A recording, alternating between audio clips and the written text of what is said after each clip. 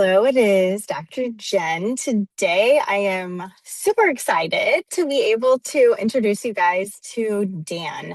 And he is an incredible resource in the funeral space, as well as like cremation, burial, etc. He has worked with numerous agencies around the country as well as here locally for us in St. Louis. And he has helped to, process and manage several different avenues, I guess you would say, of people's passing and people's deaths.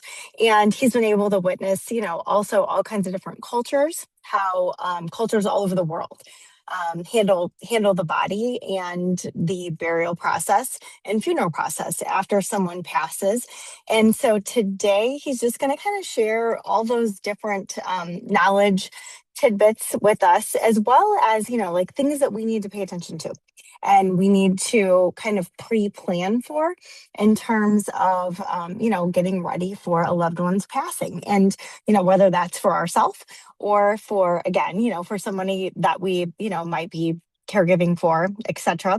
So he's just going to give us also some of the legal background that we need to know from like a paperwork standpoint and just like preparation standpoint. What are those conversations that you need to have with the funeral home? Do you even need a funeral home? There's so many different creative ways now to be able to honor someone. Even donate bodies, etc., back to science and all the different things that can happen for someone when they pass. So anyway, Dan is going to cover all of those kind of avenues for us and just kind of all those resources. And we are going to talk about, like the easy stuff and also the interesting questions that you all have that you really are kind of curious and you want to know the answer to, but maybe you've been afraid to ask or you're just not sure who to ask, but we are going to cover it today. So anyways, I'm excited to introduce you guys to Dan Flynn, and he is, like I said, going to educate you guys, and we're going to learn a lot of cool stuff from him today. So thank you all for joining us. There's only one cemetery in the entire St. Louis region that allows green burials, and that's Bellefontaine. They're very proud of. They have a whole section now just for green burial, where they let wildflowers grow and the whole nine yards. It's beautiful. But cemeteries don't want to do green burials because they don't get to charge you for a vault and for a headstone and da da da da da da all the other stuff. Hmm. So Absolutely. Speaking of flowers, there is the growing trend also too. I've noticed when I've been to funerals the last couple of years too, to not do like all the flower and plant brigade that used to be everywhere, like in the past. So what do people do instead now? I really haven't seen it instead. Um, Yeah. Now, uh, I once did a Samoan funeral, and you've never seen so many flowers in your life. They Mm. had like 2-story tall sculptures. It was like being in the warehouse for the Rose Bowl parade at their funeral. That's a very big thing for them. And that's kind of a whole Polynesian thing. But yeah, we don't buy as many flowers as we used to.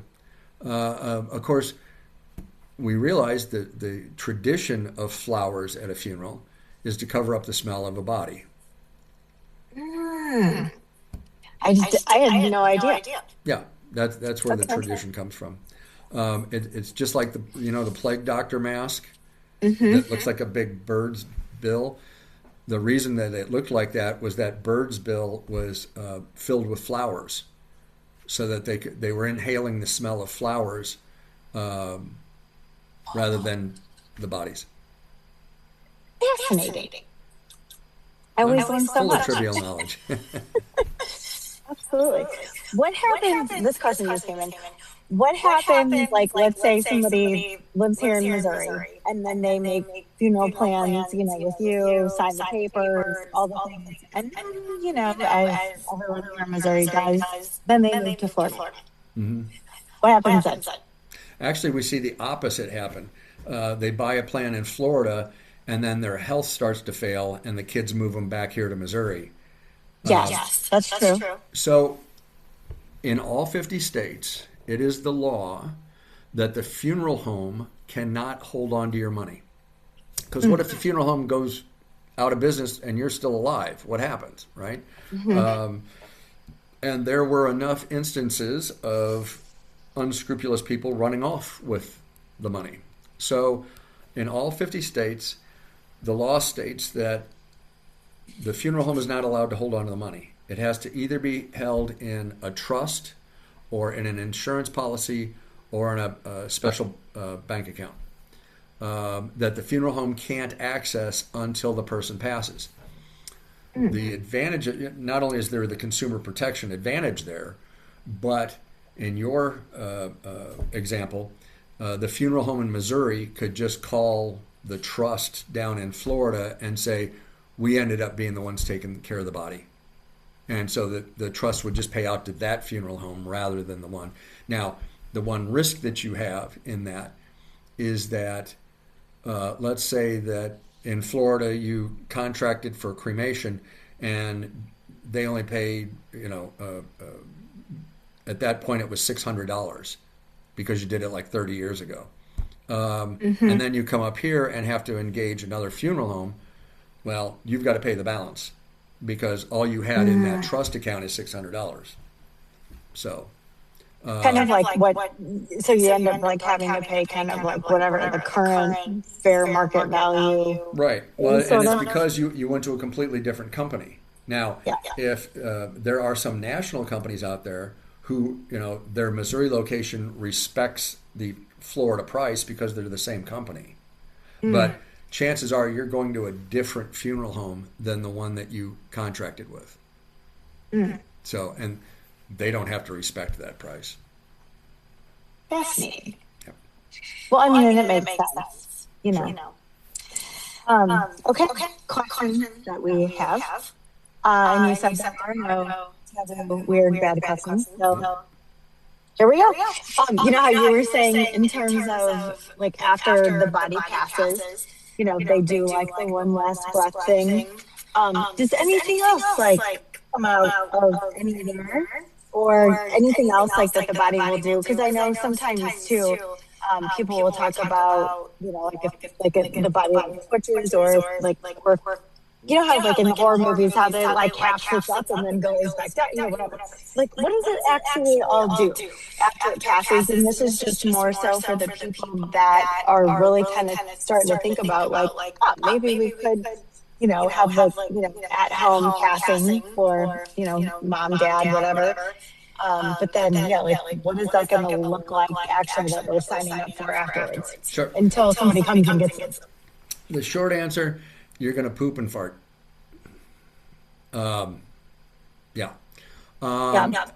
So when we prepare a body for something like that, those kinds of cavities are, like stuffed with cotton, that sort of thing. But yeah, you're going to poop. So,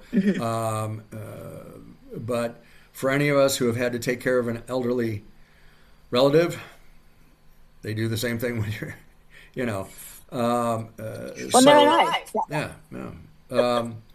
But yeah, that's about it. There's, you're not going to be keeping the body long enough for it to start bloating or anything like that. But yeah, you're gonna poop. So nice. Yeah. So they just some cotton gauze takes care of that. Yeah, that is a good idea. Is it a good idea? I guess too, though, like for somebody, like if they're gonna have the body at home. Like for your example, like in Buddhist culture or some other cultures too, like, you don't want to touch the body for 5 days. You can't cremate the body for 5 days and whatever it is. You need to leave it alone. Is it like a good practice then to at least like slide plastic underneath wherever the body is and you just keep it right there? How does that go? I'll take it one step further. When we get asked to assist with a home funeral, we help bathe the body, we help dress the body, things like that. We will bring in ice blankets And they're like little blue things in your cooler. Hmm. Imagine like a blanket made out of those. And we put one under the body and one over the body to keep the body cool. And then, you just pull the quilt or the blanket up over the person so nobody can see that. And you can't, but so keeping the body cool is a big part of it. That's one of the when things get unpleasant is, the elderly, especially the really skinny ones. Uh, uh, some of y'all might have grandparents. You walk in there and grandma's got the thermostat set at 80, okay? Hmm. And then grandma passes away and it's a week before anybody's found her. And yeah, she's been in a room at 80 degrees for a week. Not pleasant. Hmm. Um, That's where the flowers come in. there you go. Send flowers. That would be a very awkward TV commercial for a florist. Oh, But yeah, marketing ideas. You there gotta, you go. you gotta Just figure out how constantly, to you're on communicate. it. Yeah. Yeah, I have ideas. I have ideas, Dan. Is there anything else? I don't know that you can think about that we didn't cover that you think people need to know, or that you think is just like, fascinating in general that you've seen that you want to share? Well, that's two completely separate Yeah. conversations. But here's the core problem. People wait until it's too late. It amazes me when somebody has mom in hospice and they say, we thought we had more time. It's Hmm. like, don't you know what the definition of hospice is? It means she's going to be gone within 6 months. Hmm. And usually a lot quicker than that. But we wait until it's too late, and now the person's passed. We don't know what to do, and we are now completely at the mercy of this funeral home. Hmm. And that's, I'm not saying all funeral directors are like that in no way, shape, or form, but there are funeral directors and funeral homes out there that uh, that's what they're counting on. They're counting Hmm. on you to sit back and just give up all your rights or your opinions or whatever and be force fed what you will do. Never let a funeral home tell you what you will do. You tell them what you want, and if they can't provide it, go somewhere else. You only get one chance at a funeral, folks, unless you want to do some dress rehearsals or something, which can be fun. But make this what you want to do. It just kills me, and that was the whole reason for doing the TED Talk, where people say nobody has said, I want everybody to mope around and stand in the funeral home for 4 hours and eat crap food and just mope and cry and ugh. Nobody said that's what they want done. Everybody's like, oh, I want a party. I want you guys to go to my favorite bar, and I want everybody to tell stories and da da da da, that kind of stuff. And nobody does it, or their Hmm. family doesn't do it for them, you know. And the funeral home just wants you in and out as quickly as possible. So make this an event. I tell people all the time that most people don't even know what a funeral director, their job is, other than the legal stuff. I tell them that the best way to describe my job, I'm like a wedding planner. My job is to think of all the little details you didn't even know you had to think about and to make this an experience for you. I had one case where all the family could talk about was how this guy loved going down to Destin, Florida. Every spare minute he would go to Destin. He waited all year long for his trip to Destin, and he thought that was just the best thing in the world. When they came into the chapel for his funeral service, we had brought in a giant blue tarp, covered it with actual sand, put an Adirondack chair in the middle of it, a pineapple with a straw sticking out of it, and the urn sitting in the middle of the chair I love that. with a Hawaiian shirt over the back of the chair. Oh, cool. That's the kind of stuff you want to do. You know, Yeah. one of the things I just love in the TED Talk thing, and this is real, you can actually have your ashes turned into fireworks. So imagine you have this celebration of life. You have this big dinner, the family gets together, whatever. It gets dark. You all go out in the backyard and watch this amazing fireworks display, and that's Grandma saying goodbye. You Wow. know, something like that. Um, uh, this is your one chance, folks. So, and because of the changes in our society, and especially if there's a silver lining behind COVID, um, people are starting to look at this kind of stuff, and we're starting to see more and more personalization in this type of thing. So, Which is beautiful absolutely, because, yeah, absolutely. because like I said, it's been rather vanilla, There, for a while. there's a place that I'm very familiar with. It's a company in Santa Fe, New Mexico, that takes the ashes and turns them into actual stones, like river rocks, like this big. And they're real rocks. They don't dissolve or anything like that. And because I don't know if you remember worry stones, but you would take a little stone and you could Yes. have it in your pocket. Can't really have a pocket full of grandma's ashes, but you could have one of these little stones. And it's not like grandma's in the stone, grandma is the stone. And one of the best uses I've ever seen of this is in Bell Fountain Cemetery. They have this beautiful arboretum outdoors with a little brook running through it. So instead of burying the ashes or putting it in a columbarium wall, you can take these stones and have them put in that little babbling brook, and the water runs over the stones, and you can see them right there in this little babbling brook. It's beautiful. That's amazing. Yeah. So there's all kinds of. I can put you in shotgun shells, and you can go hunting with Grandpa one more time. That's awesome. Yeah. So Yeah. make it Very your cool. own. That's what it's about. And you youngsters nowadays, that's one thing you guys do very well is you've shed a lot of the shackles of tradition, and you make things your own, and I love it. I'm glad to see that that's starting to happen more and more. Hmm. Absolutely. Yeah. Now, I if we can love just get the it. funeral homes to feel the same way. Yeah. Absolutely. I could definitely see that being a thing. So, all right. Well, thank you so much for joining us. I always learn so much listening to you. Well, thank you for the And invitation, and yeah, my door is always open. very good. And we will, for everybody too, we'll put Dan's information. Um, we'll get it linked for all you guys. So if you have questions or you want to reach out to him Absolutely. for all his lovely creative ideas, etc., to support you and your family, we will get you connected with him. So All right. thank you. All right. Thank you, folks.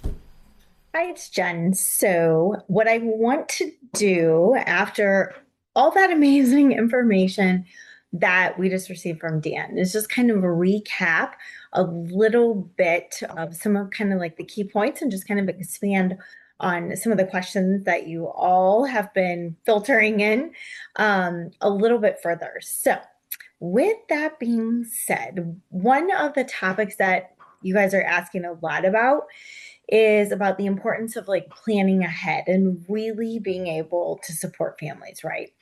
So, one of the themes that emerges when we talk about funerals and cremation and burial and end of life care is that planning ahead can be honestly like one of the greatest gifts that we can leave as someone who potentially is getting ready to pass, for our loved ones, so that they don't get all stressed out and everyone is running in 15 different directions and all confused. So like while most people are uncomfortable about discussing death, and again, like I totally get that, I understand that, but the reality is that avoiding that conversation often creates additional stress for families during this difficult time, anyhow. So, when someone dies, family members are frequently asked, like I said, like we discussed, to make a lot of different decisions in a really short period of time.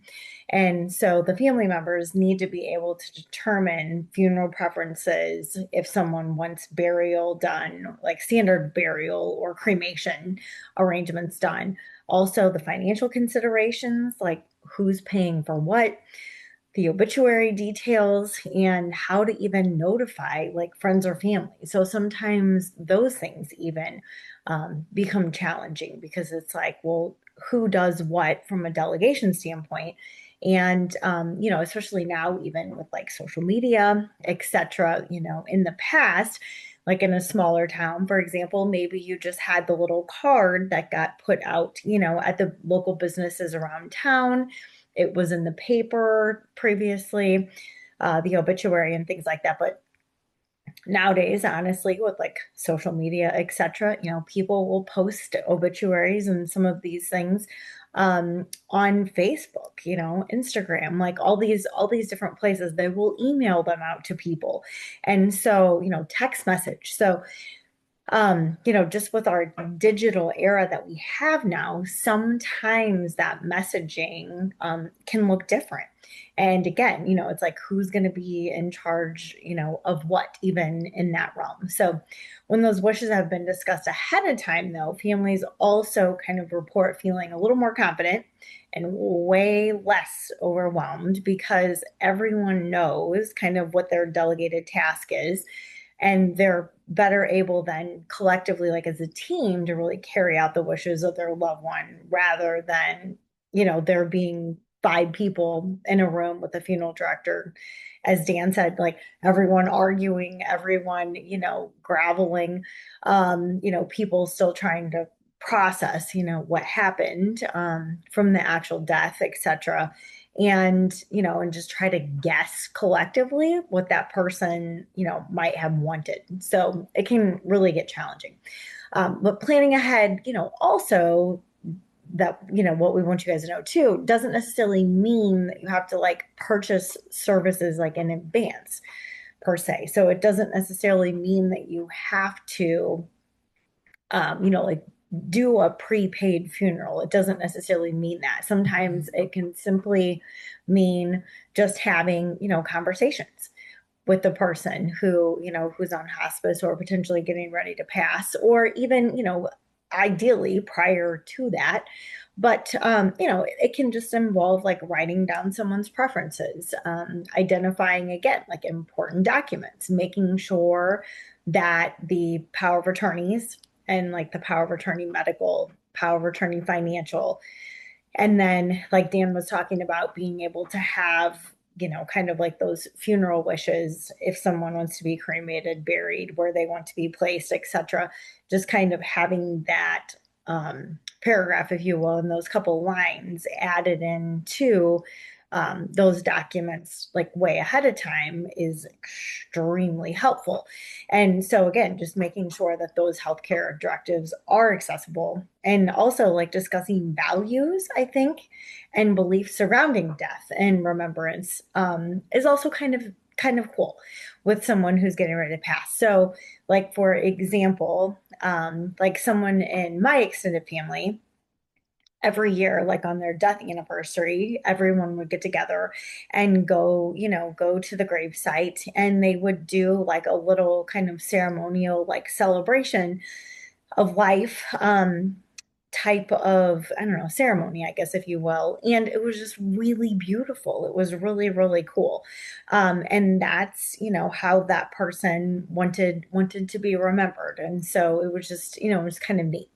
So anyways, but another important consideration, I think, and understanding is, again, like there's no one right single way to like honor a person's life. And that's where, especially, nowadays, like Dan and I discussed, like funeral and memorial practices really vary so widely between different cultures and different religions and different just communities, even around, a certain area, and even within individual families. So some families, can find a lot of comfort in just doing like a regular traditional type of funeral service that's been done for generations in their family.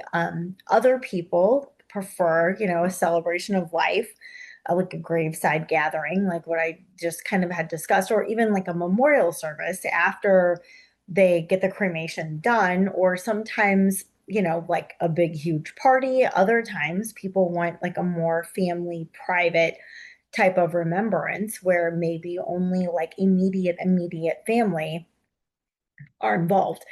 And sometimes, people will do the big, huge party. And then when it comes to actually like spreading the ashes, etc., then that's only like immediate family, or just maybe even like the spouse of the person who passed is the only one that's there, that would go ahead and do that. So, what matters most though is that the chosen approach like really reflects like the values and the beliefs and the wishes of the individual that passed, obviously, and then like their loved ones. So one thing that we are seeing, like, Dan and I discussed, is like a growing interest in a lot more personalized, memorable experiences, which is super cool. So families, incorporating like music and photographs and hobbies and military honors, different types of faith traditions and stories that really reflect the life of the person that passed. And, even some families will even do like recorded again with technology and the digital world that we live in nowadays. People will even record different memories, from people that will send them in, family and friends, etc., church members, like around the country, and then they'll play that on a big, huge projector at the actual ceremony. And so things like that, just kind of thinking outside the box, also can be really, really beautiful. Um, and just kind of again like to be able to have all those personal touches can help a lot of different people from that storytelling and connection just heal in a different kind of way, instead of it just being a sad mourning heavy type of environment. So for older adults and their families, discussing end of life wishes, again, sometimes it can feel intimidating, but again, like, when you look at all those different opportunities, like it can really be empowering. It can really be quite unique, and really help someone who is potentially getting ready to pass. When you're discussing these things too, you have to think like they are going to be basically creating with their family and discussing like the legacy that they want to live at the very end, and then ultimately the legacy that they want to leave. And so helping the person who's going to pass and the family members too, like have that conversation. Like what did you envision, for your life? How did it go? What did you envision for the legacy that you want to leave for yourself, in regards to your family, your friends? Maybe it's like they were really involved in like a church organization, or, maybe like it was like a Lions Club or the Freemasons, or just something, whatever it is, it doesn't matter, but like a religion thing, or an organization maybe that they volunteered for, etc., but helping them to figure out like what that legacy looks like, and how they want to continue possibly giving back even after they passed, like with their tying their like trust or estate or something like that.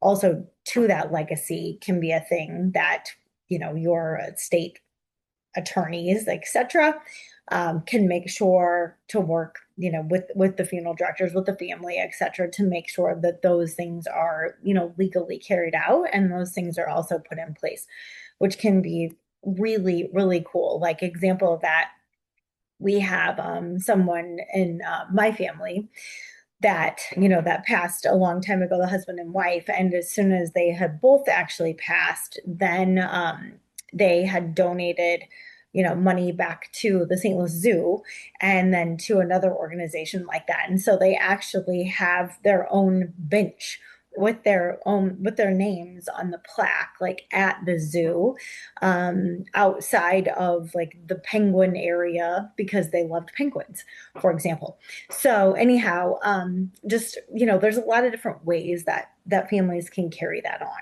which is kind of neat. So just things to think about, to kind of like think outside the box. But I think something else too, from like a care management perspective, is that we often encourage families kind of to think beyond the immediate arrangements for death, and like consider again the broader support systems that the survivors then after the fact might need, because grief affects people differently. And some individuals can find comfort in being surrounded by family and friends. Others need their own, like they need everybody away. They need their own quiet time. They need their own space. And, they kind of like, internalize, and they need time to process themselves, and they'll really kind of withdraw.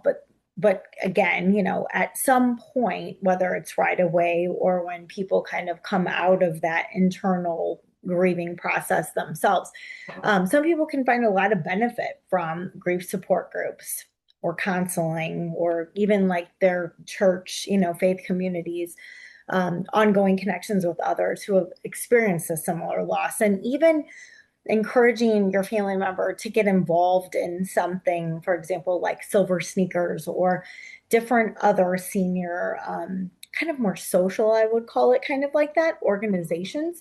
It is amazing, because again, just being around people, it allows them to be able to have those conversations a little bit more organically, maybe, than someone might be feeling ready to, just step into grief only type of a support group, for example. That might be, a little heavy for someone. And even though, like I said, they're going to be talking about their experience with others, some people just aren't ready for that label yet of like having, a loss or a grief support group. So again, there's not a timeline for grief. That's something else that people need to understand. It's not something that can be rushed or that can be fixed. Instead, grief is a process of just adapting to a significant loss while continuing to carry on that memory, like, of a loved one, and continuing to be able to, move that forward. And I think, that's one of the beautiful things, like Dan and I discussed, is that there are so many ways to honor the loved one these days. And so, it can be a beautiful process as someone transitions from, if they know they're going to pass, as someone transitions from like that palliative care onto that hospice care, and then passing. And again, there's a lot of ways, as a family, sometimes it can honestly, that end process can honestly help heal a lot of family trauma, a lot of family dynamics sometimes that weren't so smooth in the rest of their, previous lifetime together. But at the end, that's where sometimes like those harder conversations can come up, and some of that healing, and things that have been stuffed and things that have never been said, like that's the time, that's the opportunity to bring these things to light, so that, all the loved ones that, are still here, have that opportunity to heal with the person before they pass, while they are still, mentally cognizant, and and still, still with it, if you will.